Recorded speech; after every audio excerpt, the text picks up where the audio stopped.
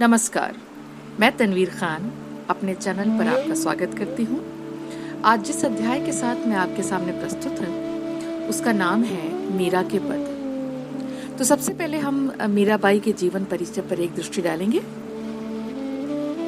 मीराबाई का जन्म सन 1503 में जोधपुर में मेड़ता के समीप चौकड़ी गांव में हुआ था। उनका लालन पालन पितामह राव दूदा ने किया। राव दूदा अच्छे योद्धा और वैष्णव भक्त थे, अतः बचपन से ही मीराबाई को गिरधर श्री कृष्ण के प्रति प्रेम हो गया। साधु सन्यासियों के उपदेशों तथा लोक प्रचलित गीतों को सुनकर उनके मन में संसार के प्रति वैराग्य पैदा हो गया। मीराबाई का विवाह 13 वर्ष की उम्र में चित्तौड़ के राणा सांगा के बड़े पुत्र भोजराज से 1516 ईस्वी में हुआ। विवाह के 7 वर्ष ही बीते थे कि उनके पति का देहांत हो गया। कुछ समय बाद पिता और ससुर का भी देहांत हो गया। इन घटनाओं से मीरा के मन में वैराग्य का भाव मुखरित हो उठा। उन्होंने पति के साथ सती होने की परंपरा का त्याग कर दिया।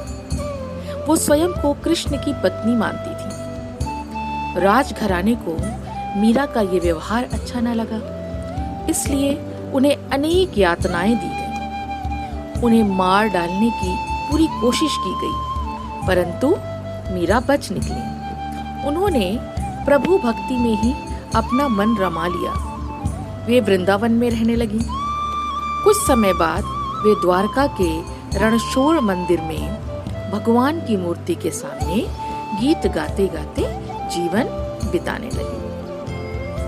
सन 1586 में उनकी मृत्यु हो गई। मीरा के नाम पर अनेक काव्य रचनाएं प्रचलित हैं, परंतु स्फुट पद ही उनकी प्रामाणिक रचना है। अब उनके पद मीरा पदावली के नाम से प्रकाशित हो गए हैं। मीराबाई के काव्य का प्रमुख स्वर है कृष्ण प्रेम। वे गिरधर कृष्ण की दीवानी है। उनका प्रेम अनन्य है। उसमें विरह की प्रधानता है। विरह मतलब विछोह, मतलब अलगाव, इसकी प्रधानता है। वे प्रतिक्षण अपने प्रभु को पाने की लालसा में लीन रहती हैं। मीराबाई ने अपने प्रभु से मिलने की आतुरता को बड़ी तीव्रता से प्रकट किया है। मीराबाई ने शांत स्वर में शांत रस के पद भी रचे हैं। उन्होंने संसार की क्षणभंगुरता का उल्लेख करते हुए मनुष्य को कृष्ण भक्ति में अनुरक्त होने की सलाह दी है। मीराबाई की जो काव्य भाषा है वो सामान्यतः राजस्थानी मिश्रित ब्रज भाषा है। उनके काव्य में गुजराती का विशेष गुण भी देखने को मिलता है। कभी खड़ी बोली देखने को मिलेगी और कभी पंजाबी का भी पर्याप्त प्रभाव उनके काव्य में देखा जा सकता है। संगीत और छंद की दृष्टि से उनका काव्य श्रेष्ठ है। उन्होंने शास्त्रीय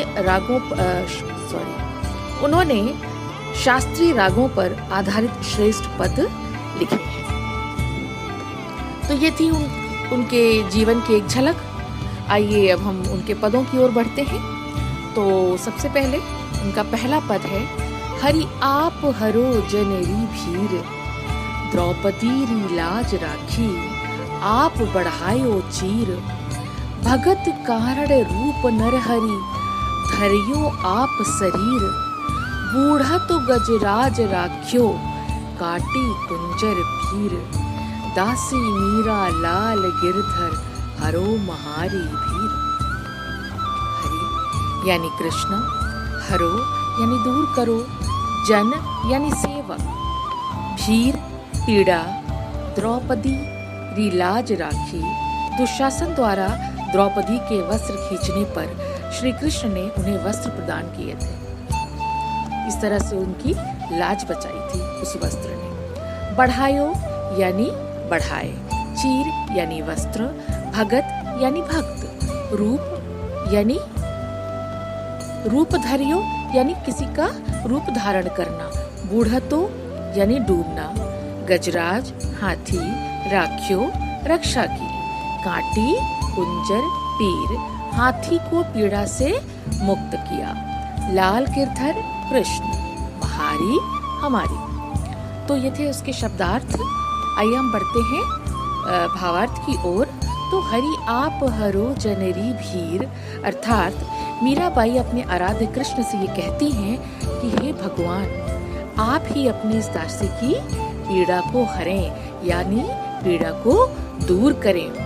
फिर उस चीज को बताने के लिए कि आप पीड़ा को हमारे दूर करें, वो बहुत सारी चीजों का हवाला देती है, बहुत सारी चीजों का उदाहरण उनके सामने प्रस्तुत करती है। तो सबसे पहले जो उदाहरण उन्होंने प्रस्तुत किया है, आइए देखते हैं कि उन्होंने कौन सा उदाहरण प्रस्तुत किया है।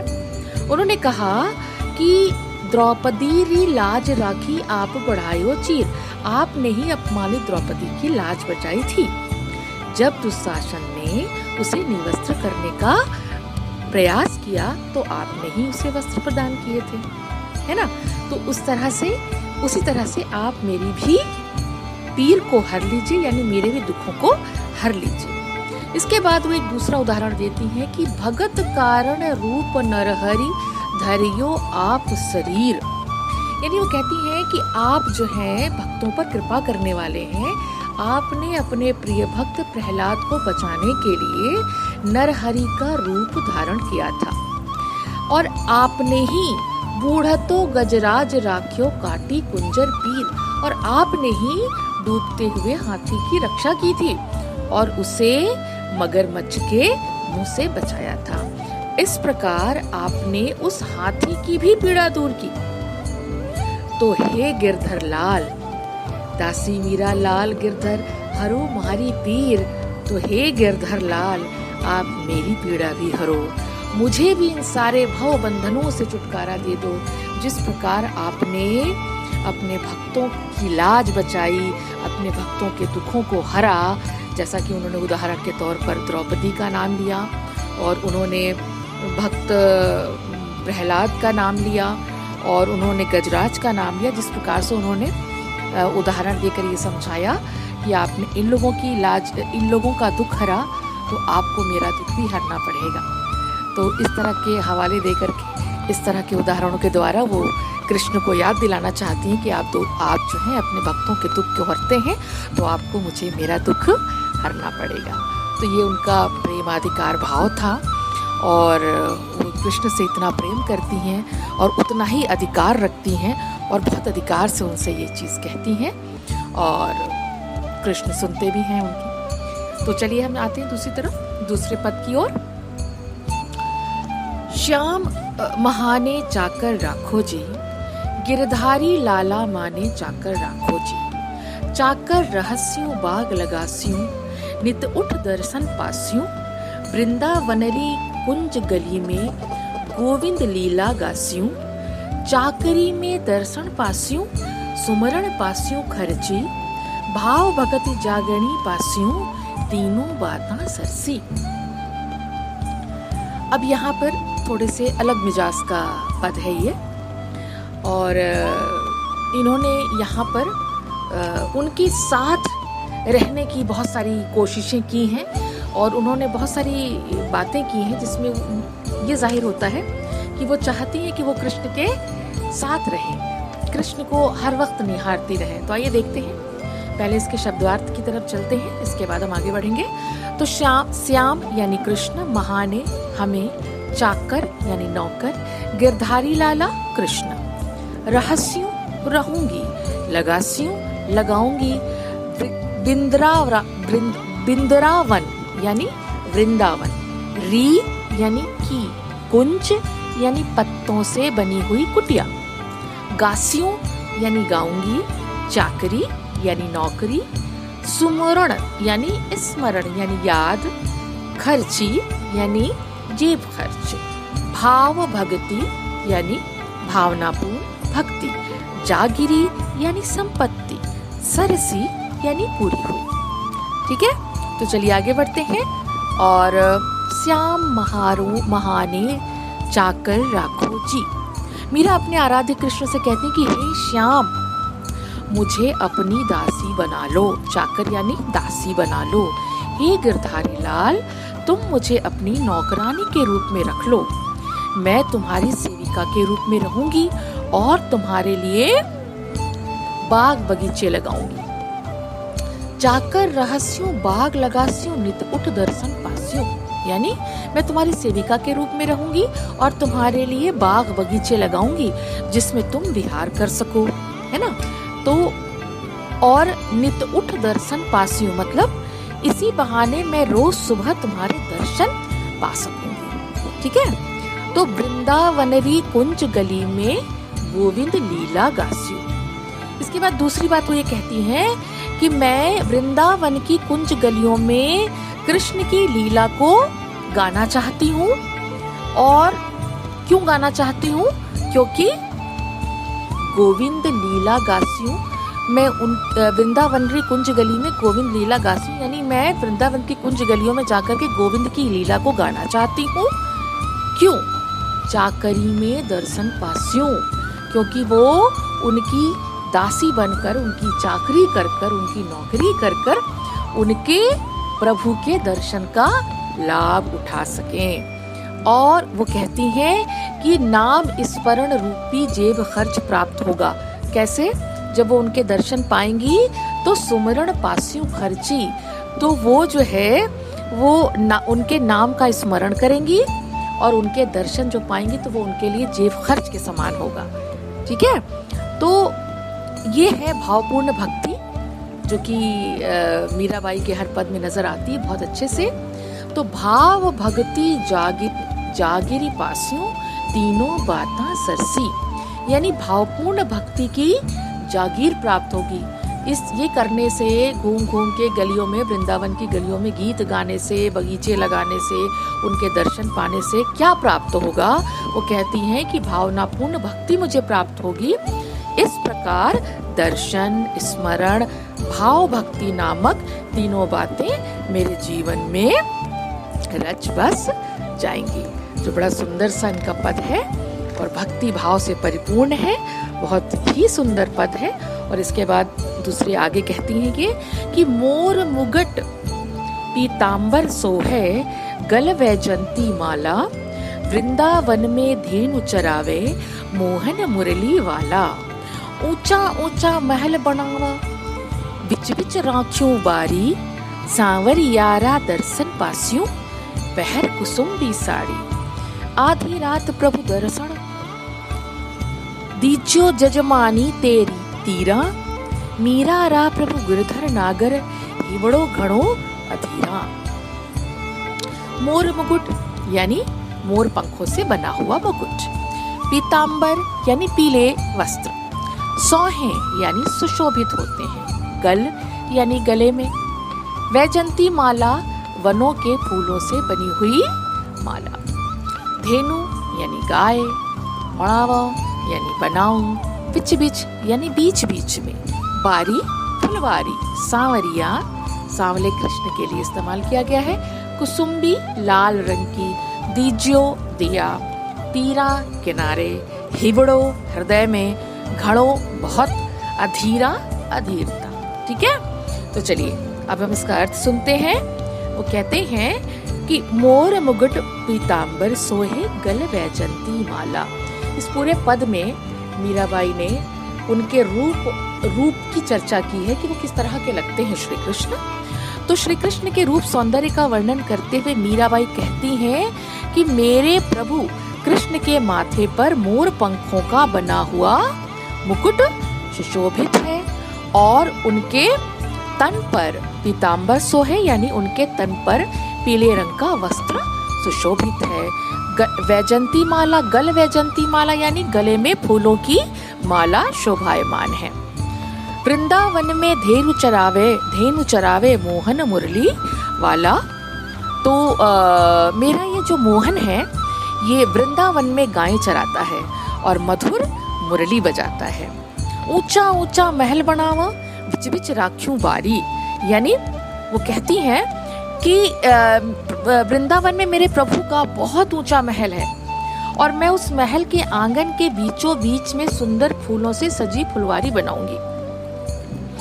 ऊंचा ऊंचा महल बनावा बिच बिच राख्यूं बारी। वो कह रहे हैं कि मेरे प्रभु का बहुत ऊंचा ऊंचा वृंदावन में महल है और मैं उस महल के बीच बीच में सुंदर फूलों की जो है फुलवारी बनाऊंगी और झरोखे बनाऊंगी ताकि मैं वहाँ से उनको निहार सकूं। मैं जब उनके बगीचे में काम करूंगी ताकि तो वो मुझे देख सकें, मैं उन्हें देख सकूं। जब वो अपने महल में टहलेंगे तो मैं उनकी तरफ देख सकूं और इस तरह मैं उनके दर्शन पा सकूं। और सांवरियारा दर्शन पासियों पहर को साड़ी, और मैं चाहती हूँ कुसुम्बी रंग की यानी लाल रंग की साड़ी पहन करके मैं उनके दर्शन पाऊं। और प्रभु से निवेदन करती है कि हे प्रभु, तुम आधी रात के समय मुझे यमुना नदी के किनारे अपने दर्शन देने आना। सुनिए, सावरियारा दर्शन पासी पहर कुसुम्बी साड़ी, आधी रात प्रभु दर्शन दीजो जजमानी तेवीरा। तो वो कहती हैं कि मैं ये चाहती हूँ कि मैं कुसुम्बी रंग की साड़ी पहनकर यमुना के किनारे आप मुझे दर्शन दें और मैं आपको उस कुसुम्बी रंग की साड़ी यानी लाल रंग की साड़ी में आपको निहारूं। और यहाँ पर इन्होंने थोड़ा सा श्रृंगारिक तरीके से अपनी बात रखने की कोशिश की है और अभी तक इन्होंने अपनी भक्ति भावना का बड़ा परिचय दिया था, लेकिन इस लाइन में कहीं ना कहीं थोड़ा सा श्रृंगारिक रूप भी नज़र आता है। तो वो अंत में ये कहती है कि मीरा रा प्रभु गिरधर नागर हिवड़ो घड़ो अधीरा। हे गिरधर, हे चतुर नटखट कृष्ण, मेरा मन तुमसे मिलने के लिए बहुत अधिक व्याकुल है। मुझे आकर तुम दर्शन अवश्य देना। मेरा हृदय तुम्हारे दर्शन के लिए बेताब है, बेचैन है और मैं चाहती हूँ कि तुम मुझे आकर के दर्शन दो यमुना किनारे, जब मैं कुसुम्बी साड़ी पहन के वहाँ पर तुम्हारे इंतज़ार में खड़ी रहूँ। तो ये था बहुत सुंदर उनके पदों की व्याख्या। और आइए थोड़ी सी बात करते हैं उनके पदों पे और कुछ बात करते हैं कि मीरा मूल रूप से भगवान कृष्ण की भक्त थी, अतः उनके पदों का प्रतिपाद्य है कृष्ण भक्ति। इन पदों में उन्होंने उनके दो रूपों की उपासना की है, एक है रक्षक रूप की और दूसरा है रसिक रूप की। रक्षक रूप की आराधना करते हुए उन्होंने प्रभु से अपनी रक्षा करने की गुहार की है और स्वयं को उनकी दासी बताते हुए कहती हैं कि दासी मीरा लाल गिरधर हरो महारी भीर। ये स्वयं को कृष्ण का अपना ही जन कहते हैं कि ये कृष्ण हमारे अपने हैं। वे कृष्ण की आराधना के लिए उनकी चाकरी नौकरी तक करने को तैयार हैं। वे उनके महल में रहकर उनके बिहार के लिए, उनके घूमने फिरने के लिए बाग लगाने को तैयार हैं। वे वृंदावन की गली में घूम घूम कर कृष्ण का गुणगान गाना चाहती हैं। दूसरे पद में वो कृष्ण के सुंदर छबीले रूप की आराधना करती हैं।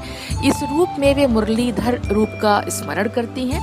वह स्वयं लाल साड़ी पहनकर उनसे मिलना चाहती हैं। वे उन्हें यमुना तट पर याद कराकर प्रेम के बंधन में बांध लेना चाहती हैं। तो मीराबाई के प्रेम में भक्ति का रूप जिस प्रकार से प्रकट हुआ है वो बेमिसाल है। उनका प्रेम आराध्य की कसौटी, आध्यात्म की कसौटी पर कसा हुआ प्रेम है। तो ये था मीरा के पदों का सारांश। उम्मीद है आपको अच्छी तरह से समझ में आ गया होगा।